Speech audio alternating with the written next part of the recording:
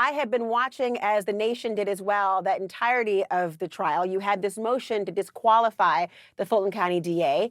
As you know, it failed. The judge said, think you did not meet your burden of trying to prove that she had a conflict of interest that would hurt a right to a fair trial. Now, you are appealing that decision, but tell me, on what grounds are you going to appeal? We're appealing it on a couple different grounds. We definitely thought that there was evidence of forensic misconduct. So we thought that the judge got that wrong and that there was evidence that, based on a couple things that she did, one of them was this, what we call the church speech. After I filed the motion and before it actually was responded to, she went at Martin Luther King Jr. Day. She went in front of the church and actually gave this speech, this almost like sermon, where she was talking about my motives, talking about my client's motives, talking about the different factors of the case, that she had hired 3 different people and that we were only calling out one and that it must be racist. And so that was one count. There was also a book that she gave some unprecedented access to the authors into the decision-making room where she made decisions on this indictment. So we thought that was forensic misconduct. But that, plus the relationship and plus the way that everyone testified, the manner that they testified, we think all of that was enough to show that she should be removed from this case. And yet, Ashley, the judge did not agree with you on a number of those aspects. I mean, the church speech in particular, he did address that notion, did believe that it may have had an impact on a jury pool. But of course, it was a prospective one that was in the distant future. But on the issues, particularly of the misconduct and the witnesses themselves, you had witnesses who took the stand. There were a couple that really stood out to me. One was the former employee of the DA's office. There weren't many follow-up questions to corroborate when she had seen them kiss or hug in that respect. Also, you had the former law partner and friend and lawyer of Nathan Wade, Terrence Bradley, I believe. And it seemed as though he was refusing to admit much of the conversations you claimed to have had with him. Even he was evasive. He did not want to answer questions citing privilege. Do you think he led you astray, and did you misjudge the quality of his testimony? No, and you know why? I know Terrence. I've known him for many years. I think he was truthful in his conversations with me. And if you look at how things happen, you look at the timeline, he was talking to me. He was very truthful. He had a lot of context. And that's one of the things that we look for when we're evaluating credibility. Do you have context to what you're telling? And he would tell me things and then give me context, give me details that only someone who actually had firsthand knowledge would know. And I was also able to corroborate a lot of things. So he gave me details such as Robin Yurdy. He led me to Robin Yurdy, and I was able to actually corroborate Robin Yurdy, corroborate the condo. He had led me to that. So those were things that told me that he was telling me the truth. But when he was on the stand... Oh, excuse me. I was going to go to that very point. I'm sure you're going the same way. He may have led you to believe that prior to actually taking the stand, but the first time we saw him, he was saying that he couldn't say anything without the bar of Georgia essentially giving him an opinion that he could, had an in-camera conversation with the judge about this very issue. And really, I mean, it was no easy feat trying to get him to answer a single one of your questions, even when you sent him a text message.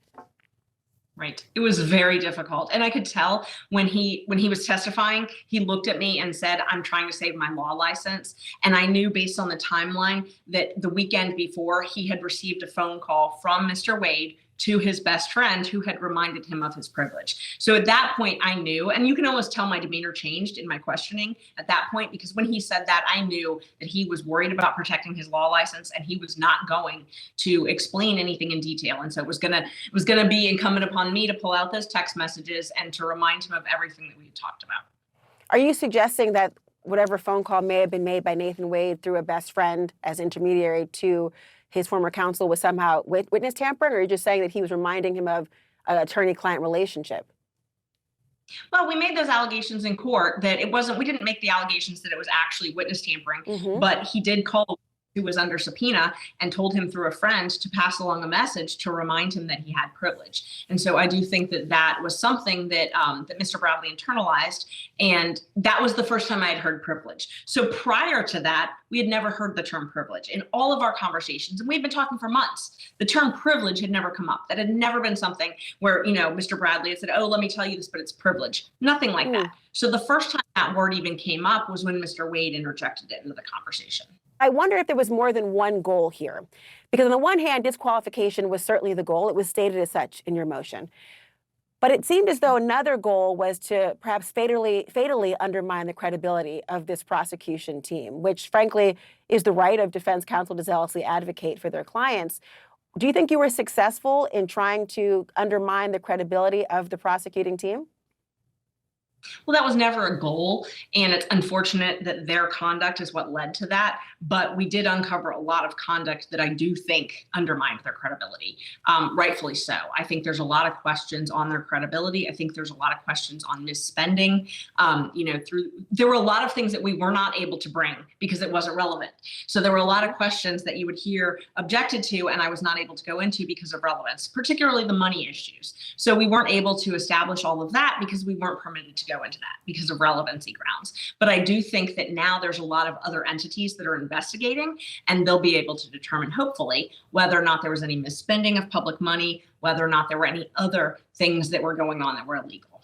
Of course, that was what the judge pointed out in terms of the relevancy and thinking about normally if there is an issue of credibility or otherwise, you take them down to the bar, the Georgia State bar I'm talking about, not the drinking kind, to deal with ethical issues of this nature. But on that point, you really didn't think that the bringing up and having a motion to disqualify Nathan Wade and Fani Willis as the DA based on what you said was, a lack of candor and really intimating lying to the court, that would have an impact on their credibility?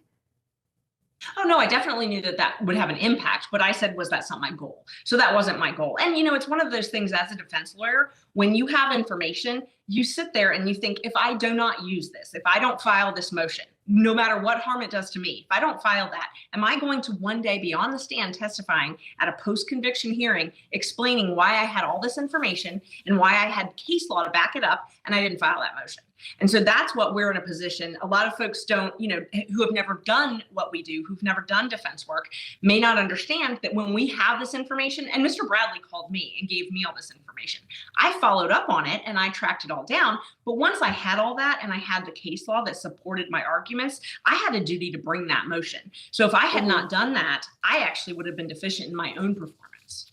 Well, the judge did not think you met the burden, but taking a big picture for a second.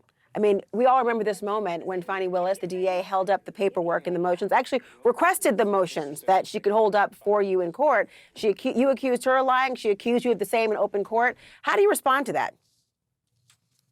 I mean, at the time, I wasn't the one who was testifying. I very much wish I could have been testifying. And so that was difficult because, when you're an advocate and you're in court, you're asking the questions, you don't really get the opportunity to testify. And I had to wait until the judge ruled, out of fairness, until he ruled on the motion before I could actually address those issues. But it's very unfortunate when someone is calling you something and you know that it's not true and you can't really defend yourself. That seemed to be her point too, right? Right. Well, but she had the opportunity on the stand. She had the opportunity on the stand. She had the ability to bring other evidence. If she wanted, she could have brought other evidence. And I can tell you, if someone was accusing me of having an affair that I wasn't having, and I had evidence such as text records, such as phone records, such as credit card receipts, you better believe I would have brought that to court.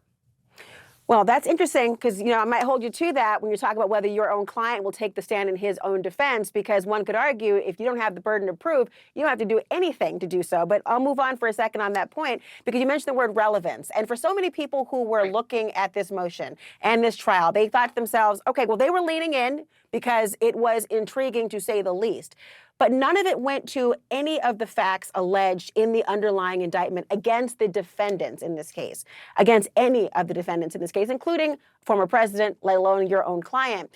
And it was meant to simply be a way to stall or delay and not have this case be heard before the looming presidential election.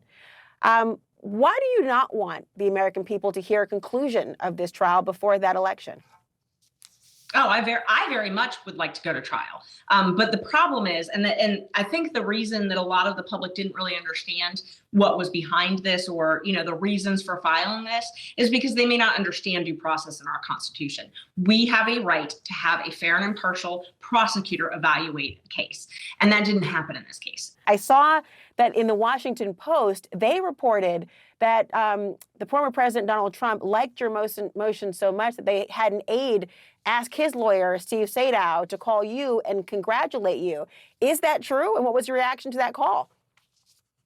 My reaction to that article was very surprised. I was surprised, and I don't know who talked about that. You know, I didn't have any help. So, you know, I think it's important to look back at how this began. This was me. This was not an effort by anyone else. I filed this alone. And if you look back at the timeline, I filed this on the deadline that my motions were due. Nobody joined my motion for well over a week. And you even see Donald Trump's lawyer in court a few days later saying he had to evaluate whether or not he was even going to join it. So I think that is clear evidence that this was not an effort. This was not an effort by anyone else. And so I know that everybody likes to sort of lump all of the defendants together and say, oh, well, this was, Donald Trump's motion, or this is his lawyer or something like that. I represent Michael Roman. That is who I represent. That is my duty. And I was the only one that filed this motion. Mm-hmm. I had help once they all joined, and I was very pleased to have the team, surround me and embrace the motion and embrace all of the evidence that I had developed. But I want to be clear that this was not a motion filed by anybody else. This was something that I had developed